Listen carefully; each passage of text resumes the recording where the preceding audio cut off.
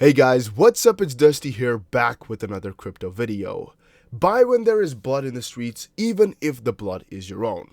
This is a very famous quote by Baron Rothschild, and it actually applies perfectly to our situation right now. The markets are running red, there's a lot of blood in the streets, XRP is down with double-digit losses. A lot of panic is going around, but we are not afraid. No, we're not afraid. We're actually really happy that this is happening. If you don't understand why, make sure you watch all the way through this video because I'll be explaining why this is so good.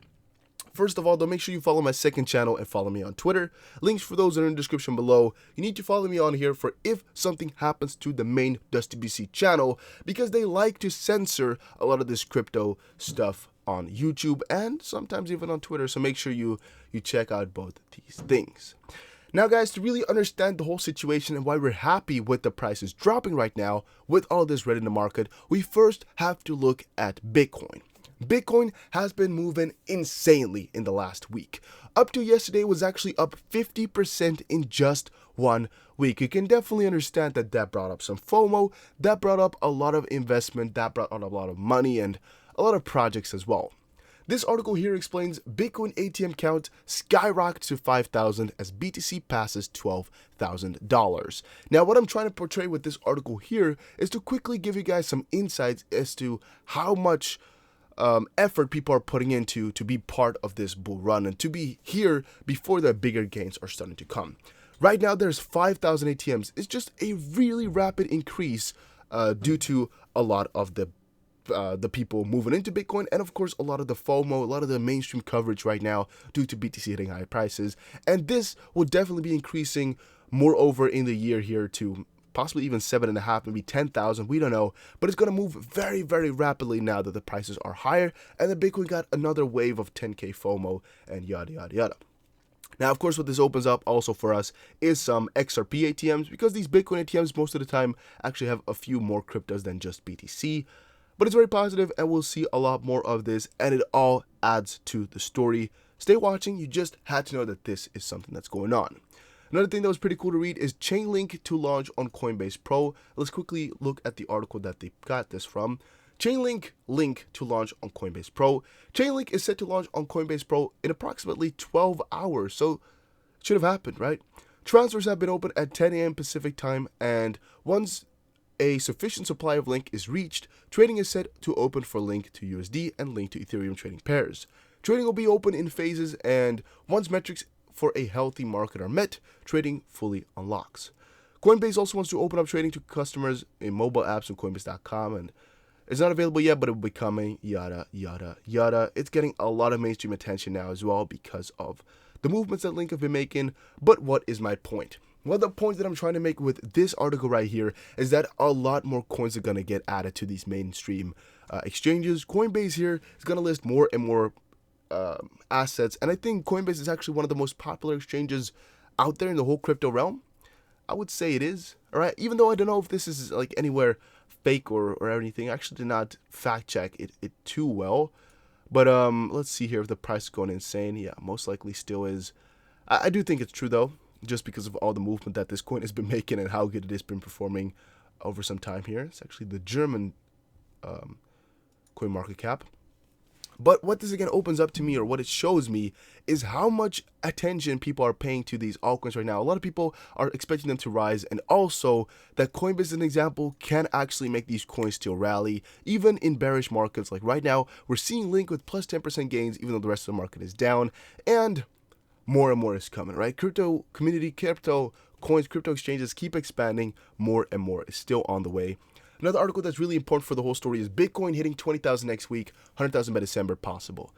Right, so the reason I had to include this is because all these markets running red as they're happening right now is very, very positive to us. And again, that is actually in the simple sense because we know it is going to go up afterwards. And right now we're just getting better and better positions to buy. Like 43 cents for XRP is a steal in comparison to what it was yesterday. Yesterday was 48 cents. That's like 10% or 11 percent in the middle there, the difference is. Like, I'm just completely mind boggled that we can just get 10% extra XRP by just, waiting a day.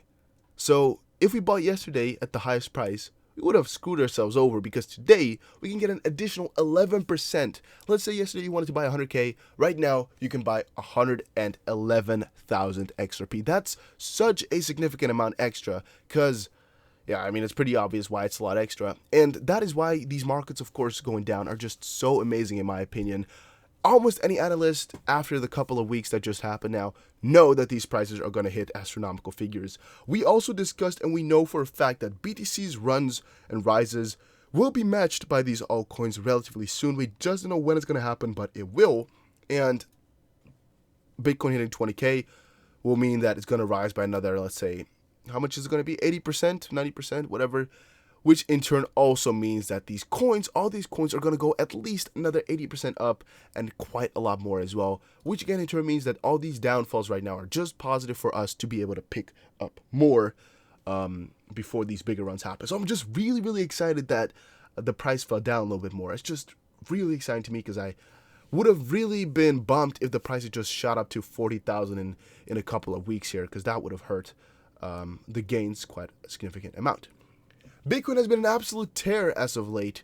Ever since it hit 10K, the crypto has been almost unstoppable, like it was a couple of years ago, 2017 bull run as well. Because in that time, the price went from 10 to 20K in about 18 to 19 days. That was also insane, and I have showed you guys the chart a couple of times, or the graph, not the chart, the table a couple of times, of seeing how long it took from every $1,000 mark, all the way back from $8,000 to $20,000. And it's actually insane how quickly that all went, and really how much it looks like the run we're having right now. It took only like 5 days to go from 10,000 to 13,000 right now. I think it took like 5 days to go from 10,000 to almost 14,000. And back then it took like maybe 7 or 8 days. So, you know, we might have picked up pace even. We might have been doing faster, and we have a couple of days for the price to rise still, to even, you know, have the same pace as we had a few years ago. But I don't care about all of that, guys. I am not worried whatsoever. I think my investment is completely safe, and I'm just happy that the price went down so we can buy more. Institutional money behind boom. On the matter of why this boom is coming to life, Peter explained, what's interesting about this rally is that it doesn't seem to be fueled as heavily by new retail investors. Looking at historic Google Trends data, the search terms for buy Bitcoin have typically spiked with the prices as new retail investors jumped on the train. The fact that Trends data hasn't spiked with price on this occasion suggests that new capital is instead coming from institutions. This is always a very positive thing. Institutions are actually bigger market makers, and they can in turn give us a lot better results in the end. Of course, this also makes so that there's more manipulation in the markets, but I mean, cryptocurrency is definitely a manipulated market as any, and what are you going to do about that, right? The only thing you can do is ride the waves and try to predict what's going to happen, but we all know it's being manipulated like crazy. It will keep happening for however long, I think forever, and there's not too much you can do about it. All we can just do is look for better entries, look for good positions, and just hope we can predict what they do. Unless you have insider information and you know exactly what's going to happen, yeah, you're just going to have to stick with it, guys. But here they're predicting that 20K and 100K are going to be coming. I personally think that 20K is, again, just a beginning, and that it will be happening soon. And that also means, again, that for XRP, the $1 mark is just a beginning, and it will happen relatively soon. As we said before, that XRP is going to reflect some of the gains that BTC makes relatively shortly here as well, if our predictions are correct. Now, a little bit of a different side to the whole situation. Hackers breached cryptocurrency exchange BitTrue for a $4.2 million in Ripple and Cardano. Wow. Right, I saw a lot of you guys comment this in the Discord chat. If you have no idea what it is, make sure you check out the Discord right now. A link for that is in the description below. But there was just a major hack again. BitTrue expects to be back online soon, but they got hacked. Didn't expect that whatsoever. Another day and another exchange hack. Attackers have thieved $4.2 million worth of crypto from this exchange, and earlier today they announced on Twitter, spotted by ZDNet, that it was subjected to a hack in which bad actors made off with 9.3 million XRP, which is worth $4 million, and 2.5 million Cardano, which is about worth, $230,000. At the time of writing, the amount totals to a little over $4.2 million.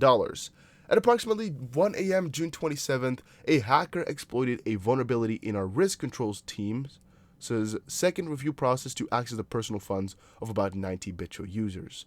The hacker used what they learned from this breach to then access the Bitro hot wallet and move 9.3 million XRP and 2.5 million ADA to different exchanges. Again, I have no idea how they do this type of stuff. It's really intricate, and I don't know how you get away with it, but it's quite a big hit, I would say, for Bitro. Half of the stolen funds, though, have been transferred to private wallets, while the other half was moved to 5 exchanges: Huobi, Bittrex, ChangeNow, XME, and CoinSwitch. Huobi, Bittrex, and ChangeNow have frozen $1.35 million worth of the funds. Bitro told Hardfork in a statement. Bitro expects to recover $1.35 million currently frozen on exchanges. And what is actually cool about the situation is that you almost never hear again that people transfer their funds to Binance, because Binance has one of the best anti-hack policies out there. I don't know how they do it, how they detect it so quickly, but they close that shit almost immediately. They're so quick with seeing all of this stuff. And actually, as we saw in one of the articles earlier today, or yesterday, I believe it was already, that Ripple is working on a lot of anti-theft things. They got a lot of anti-money laundering solutions out there, which are actually not that known to the public, but privately, there's a lot more ways than we know of to see whether or not money comes from thefts or earlier thefts than that we really realize. And here, Binance is one of the craziest systems out there, I would say, as well. I don't really know, though. I don't have any inside info, but how I'm seeing it all the time, they're not really transferring to Binance anymore because they are always getting frozen. Here they chose, again, a big bundle of exchanges that are, on the one hand, big, and some are a little bit smaller. But again, we see now that 3 of these exchanges have also frozen the funds. After recovering the frozen assets, the net loss will be $3.15 million US, and this includes 1.89 million USD lost from individual user accounts and $1.26 million lost from Bitro's own hot wallet. So it's actually only $1.9 million that was really lost for the individuals, which is really the bad part. The funds lost by users were insured and will be replaced by Bitro as soon as the exchange resumes service, so you have nothing to worry about. Same with Binance. They have a Seifu fund, so you get your money back, but it's going to take a little bit of time to most likely get that done. And of course, they got to do some maintenance, and I hope that they really fix their stuff. So again, they are more secure. All these hacks happening all the time, guys. These exchanges are doing their best efforts to stop this, but the more popular crypto is going to get, the more hacks we're going to be seeing. The safer you got to be with your stuff, all of the stuff you're having, all the money you're having. Be safe with it all, and make sure you invest into a ledger or another hardware wallet. I keep advocating for this because I use it myself, and it is so secure. Keeps your money where it should be, in your own hands. So that's why I keep recommending you guys to buy yourself a hardware wallet. A link for that is in the description below. Make sure you check it out and buy yourself one. It is always 100 times out of 100 times worth it. Trust me on that one. This whole video is not financial advice. It's just for entertainment purposes only, but this is educational. Buy yourself a hardware wallet if you are able to, because it is so much worth it to secure yourself. And talking again about those AML rules, Ripple's new partnership with AML solution provider might let XRP be compliant with FATF AML rules. This article, if you're interested in all of that, make sure you check it out. If you are not interested in reading it yourself, make sure you check out my previous video that I did yesterday, or actually really early in the morning here, about this. I already explained it all, but a lot of you guys must have missed it, so check it out. It's open for all of you guys to see the article here, or check out my video if you are not into reading. And that was actually it for today's video. Hopefully you guys all enjoyed. If you did, let me know with a like on this video and a comment down below, and I'll see you guys again in another crypto video. Take care, everybody, and have a nice day.